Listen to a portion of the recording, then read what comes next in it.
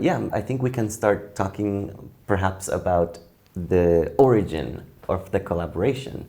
Do you remember who was involved and how the idea started bouncing around? Oh, yeah, of course. This I remember very well, yeah, sure. What happened is that in the year 1980, the UA1 and UA2 community was ready to move to the next Hadron Collider, which was to be installed in the lab tunnel. The story in UA1 is that the observation of the W and Z boson in the muon channel was painful. Unlike in the electron channel, where it was very easy. Reason being that the muon detector was not optimized, the chamber have been added around at the last moment, and the magnetic field was not very strong. So, with few colleagues from UA1, Carsten Egert and Marty Pimia, we started to think how to optimize a muon detector for LHC. And the muon problem is essentially a magnet problem, right? So we were looking for all kinds of magnetic configuration that could give you the maximum possible magnetic field that we wanted to have. So for that, we went to the Saclay group, the magnet Saclay group of Henri Desportes. And we discussed with him all kinds of configuration which would be possible. And it turned out that if you want to have a very strong magnetic field, the coil tends to be round, has to be round in order to resist to the strong magnetic force exerted on the conductor. So very soon it was clear that only with a solenoid you could achieve a large magnetic field. And the recommendation of Desportes was to try to reach 4 Tesla. He came to CERN in a meeting where he presented the first idea on the design of a 4 Tesla solenoid. And he gave the name compact muon solenoid, CMS. Wow. So it was that early. So he gave the name and we adopted it, actually. So the name was given by Henri Desportes, presenting this solenoid, which would lead to a compact detector, because a strong field means you don't need to have large dimension. How did the idea of CMS come to be? Yeah, I mean, for me, it is still very clear. The first time I heard from CMS was in, I think, November 90. And at some point I was invited to lunch in a restaurant by Michel de la Negra, Jim Verdi, Hans Rademacher, and Egert. And okay, I accepted. And at the beginning of the lunch, it was after the RN meeting, and Michel just showed me a drawing, exactly this one. At the time, I was the technical coordinator of L3, that's mean LEP Experiment. From the beginning, really, I understood the heavy calorimeter could be supported from the vacuum tank on rails, and then the coil supported underground, and all the rest could be arranged around. And also from the experience of L3, we had already 2 shutdowns, and it was clear that the time needed to access repair detector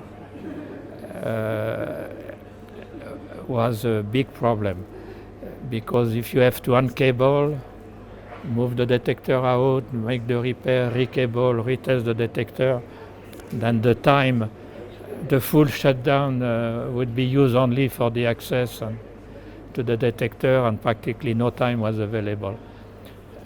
Then this idea of having pieces moving out axially, and then having a big cable chains so that detector could be moved without uncabling and having to recalibrate and so on. Well, I didn't say yes at the beginning, right from the beginning, but for me it was clear. Then 2 or 3 days after, I accepted to work. And then in 1992, in spring, we had already 4 proto-collaborations presenting their expression of interest. This was in Evian. And the very same year, in October, I think, it was at CERN, the letter of intent. And then the CERN management said, no, this is too much. We can only have 2 experiments, so you better get together and you get married. So make us 4 2. And so this was a very exciting period of negotiations between those 4 collaborations. And it was actually quite evident who will marry with whom. So it was Eagle and Ascot, which became then Atlas, and CMS and L3B became CMS. I was just wondering, what was the collaboration in those days? Who were the people who were involved? For the collaboration itself, of course, it grew by time. So one of the big steps was when this marriage happened. So many scientists from L3P joined CMS, and the other 2 also went together. And the other thing was that, very importantly, in 1993, the SSC, this super strong, powerful machine for the TV center of mass energy in the design, was cancelled. Mm-hmm. So my friends and colleagues from the US, those who have been strongly involved already in these 2 experiments which have been selected at that time for the SSC, they joined, luckily, us here in Europe. And this was a very important push also for the detector because of main power with brain and also money. And so this was then already quite a big experiment. On my side, I joined the group as, let's say, expert on the problem of data collection and data acquisition and so on. The kind of experiment and the kind of physics that is looking for very rare events require the collection of the big amount of data, and so the capacity of reading and decide if the event, what we are measuring is interesting or not, and then make computation on this data to complete the selection.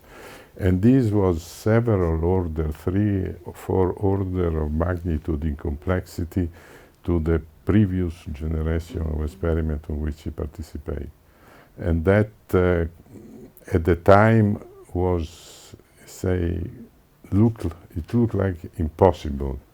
Hopefully, there were behind a big revolution in computing and especially in data communication, because everything in terms of audio, video and similar was going to digital. So there were a lot of amount of data that need to be treated, moved and processed. And at the same time there are also the case that personal computing, with the introduction of microprocessor and chip logic, were becoming very popular.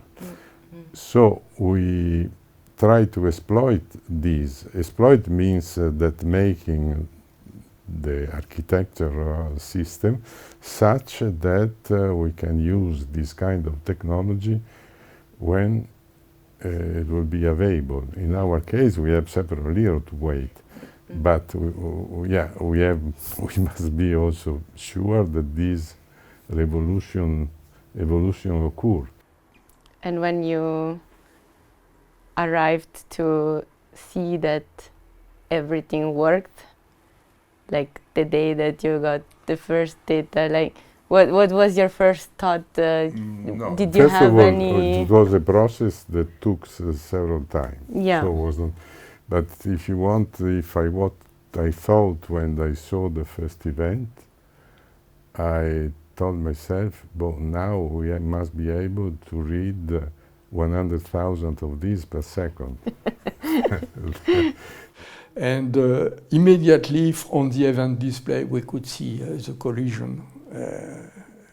But the surprising thing, which surprised me quite a lot, and also the rest of the community, is that immediately after we got physics results. So how is it possible that such a complex detector like CMS was able to show in so short time already physics results?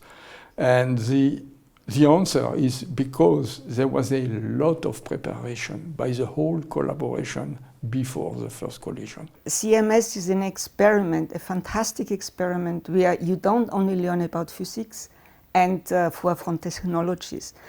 You also learn about how to work together. You learn also about this very delicate balance between competition and collaboration. And you know that both are necessary on the road to success. And then one also should not forget that together, if you work together like we do on an international level here in CMS, you can really achieve together something exceptional. And I think this is, in the past, it was the construction of CMS, and now it's data analysis getting the most beautiful physics results out.